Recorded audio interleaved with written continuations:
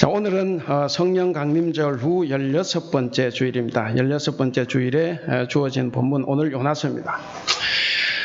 회개하라 천국이 가까웠느니라, 이 말씀 다 아실 겁니다. 예수님께서 세상을 향해서 처음으로 선포하신 말씀입니다. 공생애를 시작하시면서 첫 번째 말씀이 바로 회개하라 천국이 가까웠다 하는 말씀입니다. 이 말씀을 통해서 보면 회개의 목표는 뭡니까? 천국입니다. 천국은 하나님의 다스림을 받는 곳입니다. 그래서 내 힘으로 살았던 이 삶을 하나님의 다스림을 받아 사는 것, 이것이 바로 회개하라 천국이 가까웠느니라 라는 말씀의 뜻입니다. 우리가 사실 회개, 말은 쉽지만 또 우리가 늘상 회개를 합니다. 우리는 기도할 때 회개를 하게 되는데, 그런데 실제로 회개가 쉽지 않습니다. 우리가 이 인간의 힘으로 하는 회개, 이 회개는 근본적인 변화에 이르지 못하게 합니다. 그저 잠깐 뉘우치고 잠깐 후회할 뿐입니다.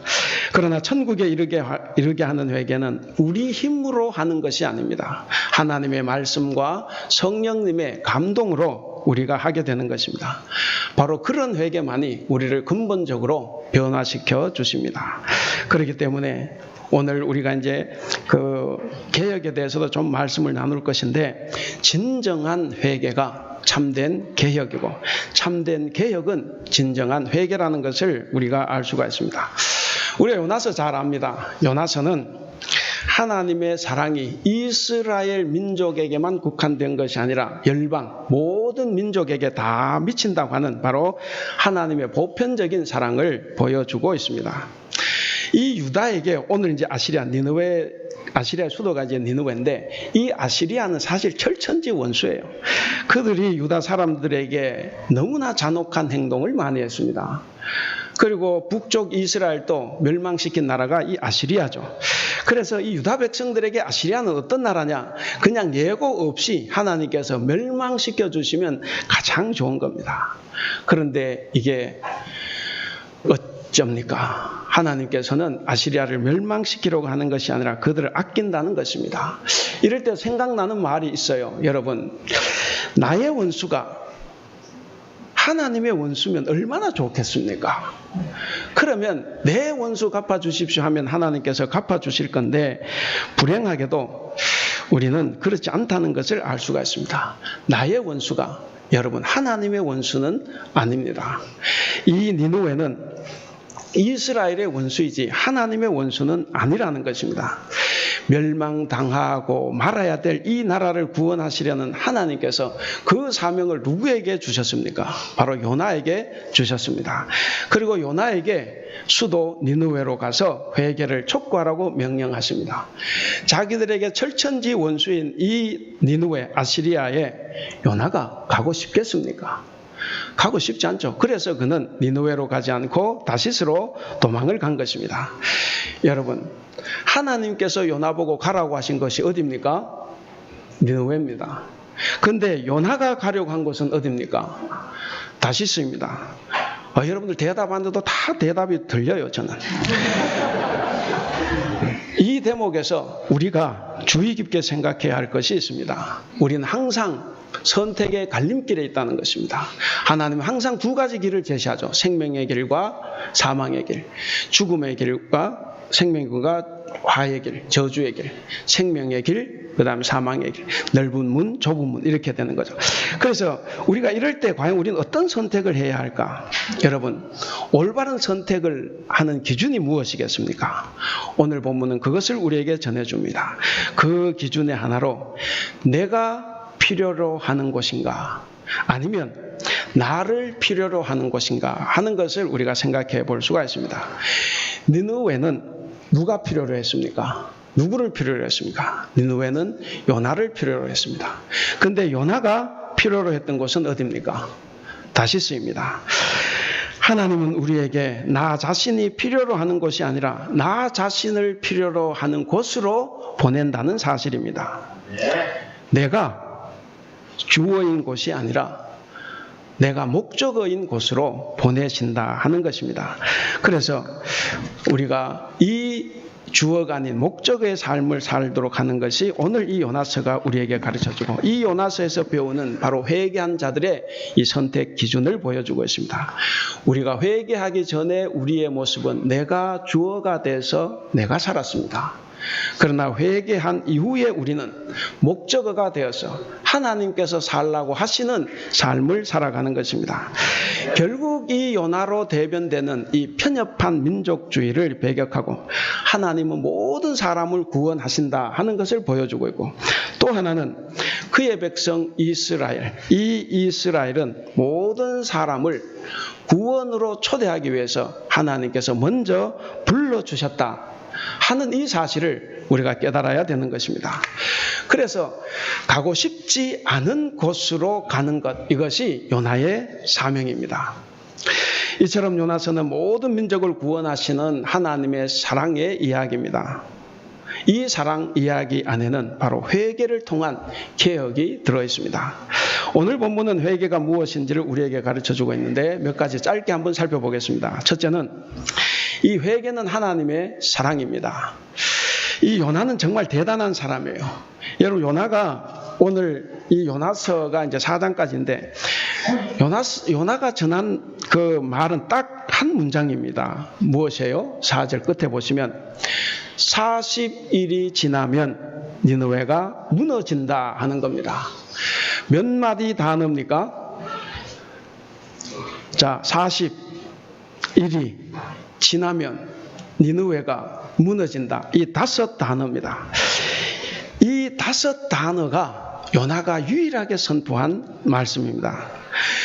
이 5 단어를 선포하지 않으려고 그는 다시스로 도망을 쳤습니다. 그러다가 물고기의 뱃속에 들어갔다가 거기서 죽을 뻔했죠. 3일 동안. 그러다가 물고기가 토해냈습니다. 6kg. 그래서 그가 살아났고, 그리고 니느웨로 가게 됐습니다. 요나는 자기의 의지와 무관하게 그냥 자기가 감당해야 될 그 사명의 땅에 그냥 투척이 된 거예요.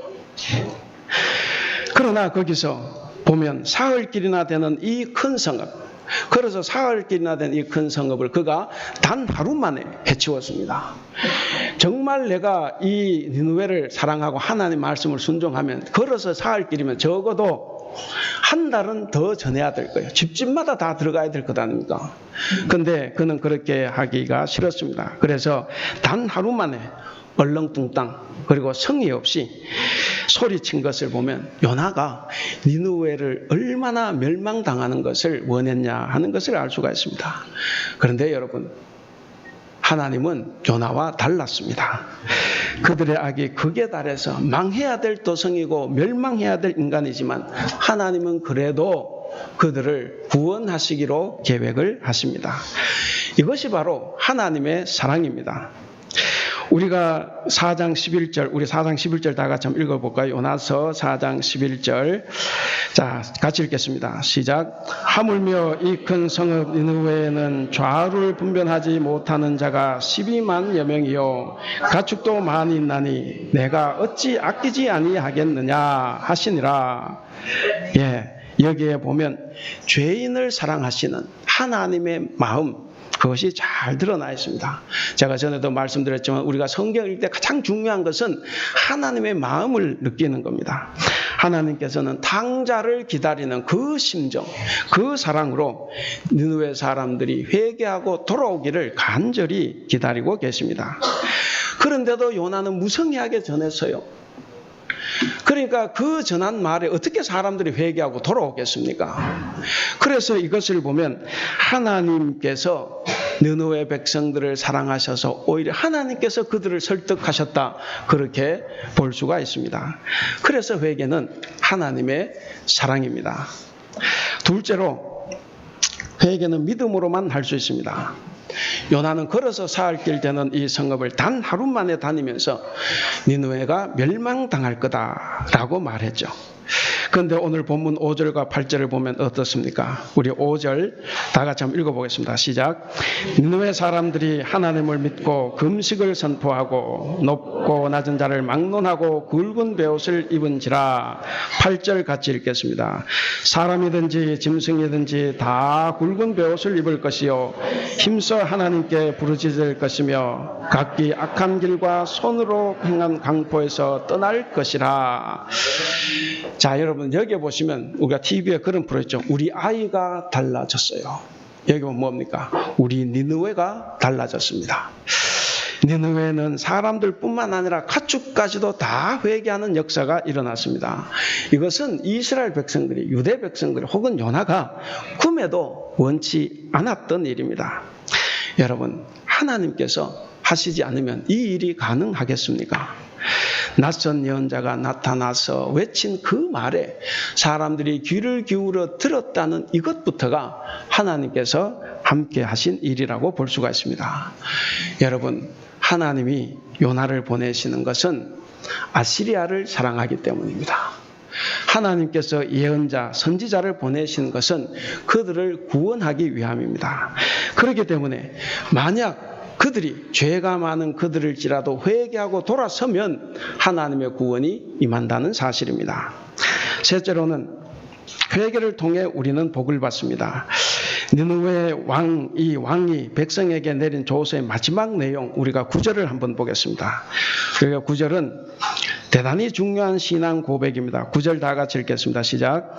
하나님이 뜻을 돌이키시고 그 진노를 그치사 우리가 멸망하지 않게 하시리라. 그렇지 않은 줄을 누가 알겠느냐. 예, 누가 알겠느냐. 여러분, 이 표현은 우리가 죄가 많지만 우리가 하나님께 회개하면 혹시라도 하나님이 마음을 바꾸어서 우리를 용서해 주지 않겠는가 하는 그 작지만 간절한 희망을 걸어보고 있는 것입니다. 희망을 걸고 초조하게 기다리는 이 니느웨 백성에게 바로 하나님이 나타나신 거죠. 그곳에 하나님이 계셨습니다.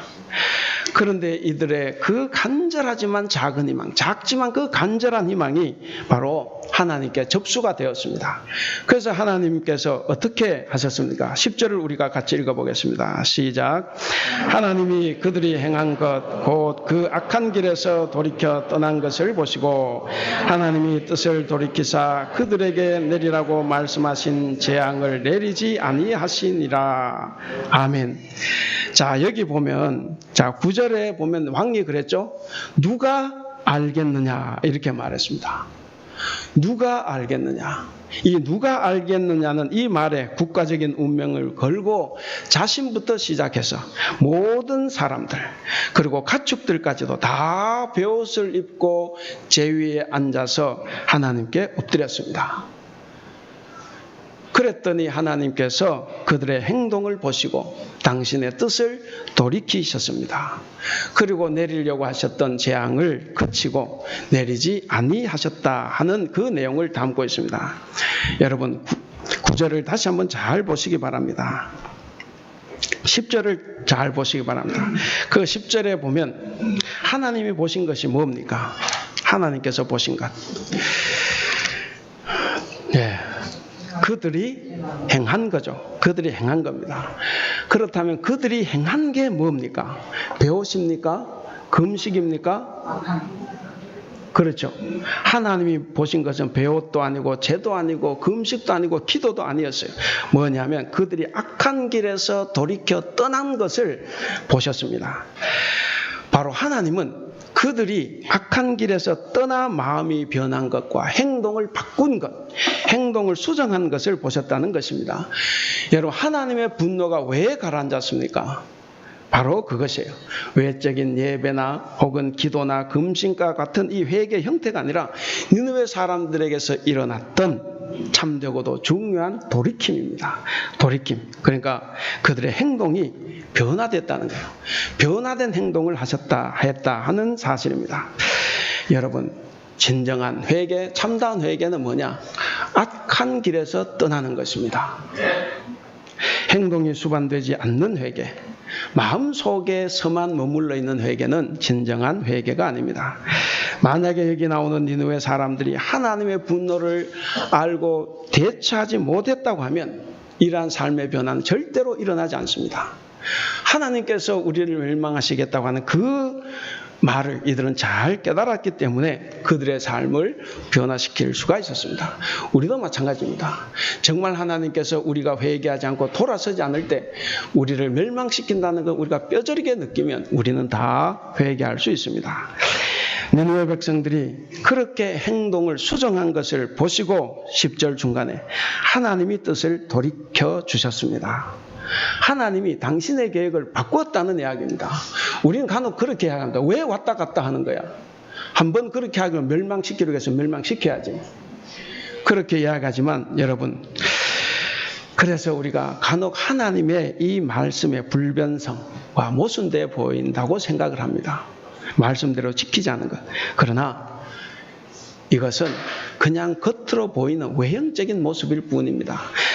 정말로 이 모습 뒤에 더 큰 원칙이 있습니다. 그 원칙이 뭡니까? 겉으로 보이는 것보다는 하나님은 항상 사랑을 바탕으로 움직인다는 사실입니다.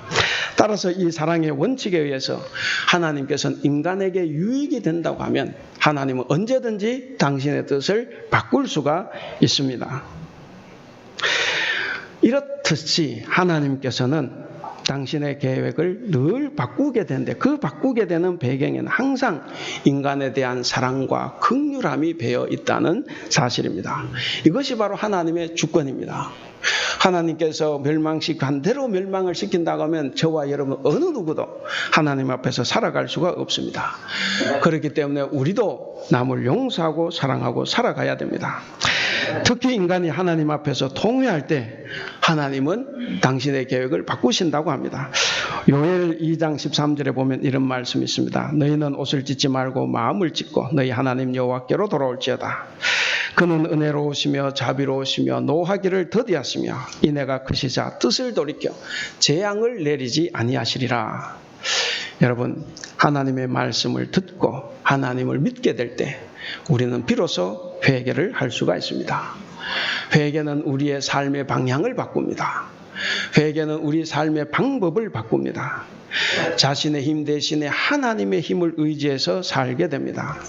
이렇게 하나님의 힘을 의지해서 살아가는 것, 이것이 참된 회개입니다. 그럴 때만이 하나님께서 심판하시려는 그 마음을 바꾸시고 우리를 살려주시는 것입니다. 돌아보면 우리는 그렇습니다. 삶이 평온하고 잘 되거나 혹은 내 욕심이 커지면 우리는 하나님을 잊어버립니다. 사실 하나님을 버린 것은 아니에요. 하나님에 대해서 간절한 마음이 그만큼 사라지는 것이고 무던해진다, 이렇게 볼 수가 있습니다. 그래서 오늘 우리 자신을 한번 점검해 봐야 됩니다. 여러분들이 지금 가장 관심을 가지고 있는 게 무엇입니까? 여러분들이 지금 의지하고 있는 것이 무엇입니까? 여러분 마음을 잡고 있는 것, 여러분 마음을 잡고 있는 것이 무엇입니까? 돈입니까? 아니면 직업입니까? 아니면 아들입니까? 아니면 직분입니까? 그것도 아니면 자기 욕심입니까? 우리는 그런 모든 것들을 죄로 만들어서 그 위에 앉아 회개해야 합니다. 하나님을 의지하지 않고 내 자신을 의지한 이 죄를 회개하고 우리는 하나님을 의지해야 합니다. 여러분, 말씀을 통해서 하나님의 음성이 들릴 때 들으시기를 바랍니다. 그러면 내가 무엇이 잘못됐는지를 알게 될 것입니다. 그래야 우리가 하나님께 매달릴 수가 있습니다. 하나님을 의지하지 않는 모든 시간은 죄로 가득할 뿐이고 무의미할 뿐입니다. 여러분, 하나님보다 더 사랑하는 것이 혹시 여러분들에게 있습니까? 아브라함은 아들이었어요. 사울은 왕이라는 직분이었습니다. 혹시 여러분들도 자식입니까? 아니면 장로, 안수, 집사, 권사라는 이 직분입니까? 중요한 것은 이것이 사람을 멸망시키게 할 수도 있다는 겁니다. 아브라함은 그 사랑하는 자식 때문에 다 죽을 수도 있었습니다. 우리가 우리 자신을 점검해보고 확인해봐야 되겠습니다. 그래서 여러분은 무엇보다도 우리 주변의 이웃을 사랑할 수 있는 여러분들이 될 수 있기를 바랍니다. 사랑하는 우리 성도 여러분, 우리의 삶의 도움과 구원은 반드시 오직 하나님께만 있습니다. 그 누구에게도 있지 않습니다. 그분께만 생명이 있고 그분께만 능력이 있고 그분에게만 좋은 모든 것이 다 있습니다. 그래서 저와 여러분은 하나님께만 집중해야 됩니다. 그리고 하나님의 말씀을 품어야 됩니다. 교회를 사랑해야 됩니다. 그 힘으로 우리의 가족과 우리의 직장과 우리의 이웃을 사랑할 수 있습니다. 여러분, 모든 것을 품을 수 있기를 바랍니다. 이런 삶이야말로 바로 회개하는 삶입니다. 오늘 제목에 보면 개혁이라는 이야기가 있습니다. 여러분, 개혁은 회개로부터 옵니다. 인간적인 회개와 하나님의 영에 감동된 회개는 서로 다릅니다. 인간의 노력으로 이루어지는 개혁은 절대로 나의 근본적인 변화를 가져오지 못합니다. 인간의 노력이라는 것이 이미 이 말에서도 나왔듯이 개혁의 주체가 바로 나가 되기 때문입니다. 인간이 되기 때문에 그렇습니다. 그런 사람일수록 더 위대하게 보이고 굉장히 의로운 것처럼 보이지만, 그러나 자기 중심의 개혁을 이루어서 자기와 자기 그룹의 생각을 심어 놓으려고 하는 것, 그 이상도 그 이하도 아닌 죄악입니다. 500년 전에 종교개혁자들은 종교개혁을 일으켰습니다. 바로 하나님의 영에 감동되었던 그 종교개혁자들의 종교개혁은 신자들과 하나님과의 이 관계를 회복시켜 주려고 했던 것입니다. 그래서 그 개혁은 성공할 수 있었습니다. 우리가 하나님과 올바르게 연결되는, 우리가 그런 삶을 살 때만이 우리가 진정으로 회개하고 개혁할 수가 있습니다. 여러분, 참된 회개와 개혁은 오직 하나님과 하나님의 말씀과 하나님의 역사로 이루어질 수 있습니다. 인간은 개혁의 대상이지 결코 개혁의 주체가 아닙니다. 여러분, 개혁의 주체는 하나님 외에는 아무도 없습니다. 이를 위해서 우리는 하나님의 말씀을 붙들어야 합니다. 그리고 성령의 감동으로 우리 자신을 개혁시켜야 합니다. 이 느느웨 사람들의 경우처럼 말씀을 듣고 하나님을 향해서 마음을 찢고 그들의 행동을 수정했을 때 바로 그 회개가 진실한 회개였고, 바로 그 진실한 회개가 근본적인 변화를 가져다 주었습니다. 이제 말씀을 맺겠습니다. 성도 여러분, 느느웨를 기억하시기 바랍니다. 그들은 요나가 전한 하나님의 말씀에 귀를 기울이고 즉각적으로 행동으로 옮겼습니다. 우리 성도들도 마찬가지입니다. 성경을 통해서 들려오는 하나님의 말씀과 그리고 목사로부터 전해지는 하나님의 말씀에 귀를 기울이고 즉각 행동으로 옮길 수 있어야 합니다. 혹시 여러분들 가운데 목사의 설교를 들으면 화가 나고 그렇습니까? 화가 났다고 하면 말씀이 여러분들을 찔렀다 하는 이야기입니다. 그럴 때는 회개하시기 바랍니다. 회개할 수 있는 기회가 우리에게 마냥 주어지는 것이 아닙니다. 회개만이 우리를 살릴 수 있습니다. 여러분, 그때 회개하고 우리의 삶의 방향을 바꿔야 합니다. 우리 성도들은 다 하나님의 말씀을 듣고 하나님의 온전하신 뜻을 이루어갈 수 있기를 바랍니다. 우리는 하나님의 말씀을 믿고 의지하면서 말씀대로 살아가야 합니다. 말씀을 실천해서 변화된 모습으로 살 때 하나님은 우리를 구원하십니다. 그리고 우리에게 복을 허락하십니다. 또 하나, 우리 성도 여러분, 요나를 기억하시기 바랍니다. 정말 요나는 고지식하고 꽉 막힌 상태입니다. 그는 하나님보다 더 열심을 냈어요. 그래서 하나님께서 말씀하시는 명령마저도 하나님의 뜻이 아니라고 무시하면서 비아냥거리고 자기의 주장을 굽히지 않았습니다.